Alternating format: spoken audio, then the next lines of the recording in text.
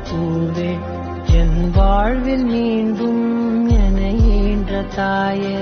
கண்ணோடு இமையாய் சுகமான சுமையாய் இரு கையில் ஏந்தி தாலாட்டுவேனே காற்றோடு தலை கோதி நதியோடு தவழ்ந்து உயிரோடு உயிராக உறவாடும் அழகே பனியோடு விளையா இரு உயிர்